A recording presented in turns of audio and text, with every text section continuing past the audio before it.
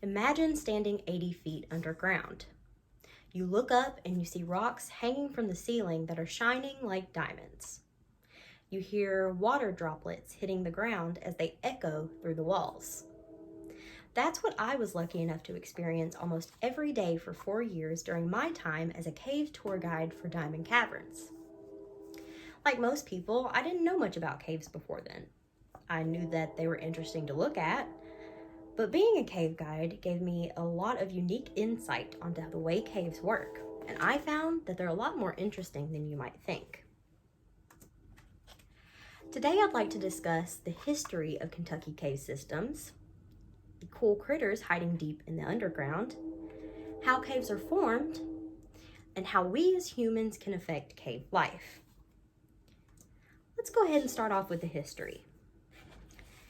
In 1941, the world's longest known cave system, Mammoth Cave, was established as a national park. This gained a lot of traffic in the area as tourists from all over the world flew in to see it. Other local and smaller cave owners wanted in on some of this newfound fame and fortune, so they decided to open up their own caves to the public for profit.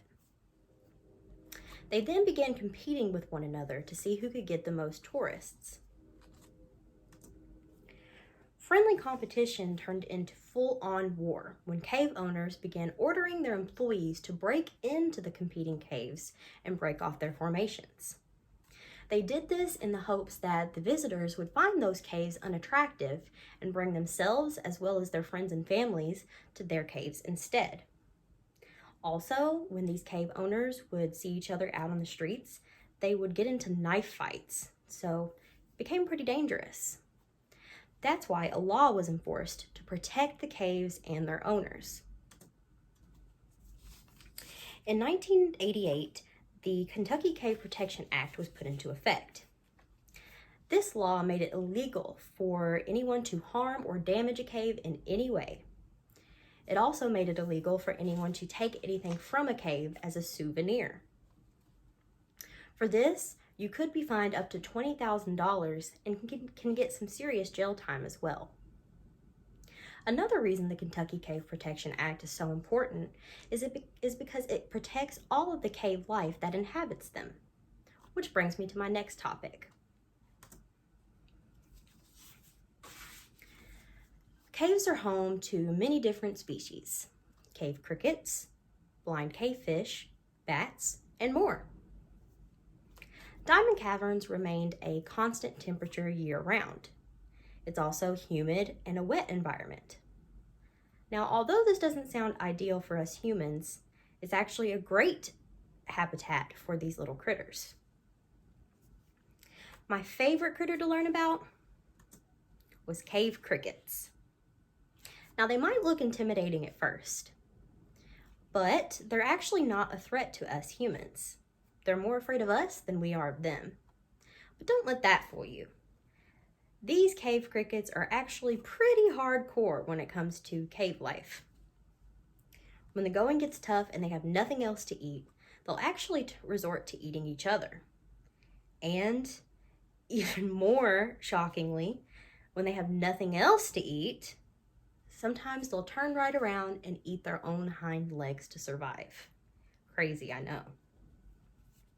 But of course, these animals wouldn't be around if caves were never formed. My next topic: how are caves formed?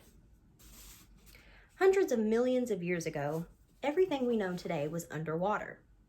Over time, that water level started to lower, and the water ate away at the limestone, which created a dome. Fast forward to about 10 million years ago, the cave started to rebuild itself in a way. Runoff from rainwater seeps through the soil as well as into the ground and into a cave, and it leaves behind the minerals that are inside of it. They build up on top of each other and create these formations. As mineral deposits build up, they leave behind the minerals to create a formation called a stalactite. You can remember that because stalactites hang tight to the ceiling. What minerals are left drop onto the ground and build up, which create a stalagmite. You can remember that because you might step over it. Of course, there are pores all throughout a cave. So not only does the water drip through the surface, but it also comes through the walls of caves. The minerals that drip from the surface and come through the walls meet together to form a knot. This formation is called cave popcorn or cave coral. This was my visitors' favorite formations. One of the minerals that is in the water is called calcite. Calcite can be white or translucent in color and also reflects on light. That is why they shine to look like diamonds. These formations are what make caves one of the most beautiful wonders of the world. But can we as visitors be doing more harm to them than good? My next topic is how we can affect cave life. The answer to my question is not the straightforward answer, but the short answer is yes, we can be doing more harm than good. But there is a simple solution. One of my biggest struggles as a guide is that there's only one of me and there's dozens of guests. I can't possibly keep an eye on all of them, so I'm sure when I wasn't looking, they would sneak a touch or a poke here and there. Now you might be thinking, well, they're not breaking anything. What's the problem?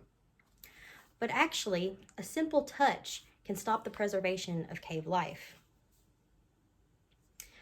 The oil from your fingertips attaches to the cave wall and stay there forever.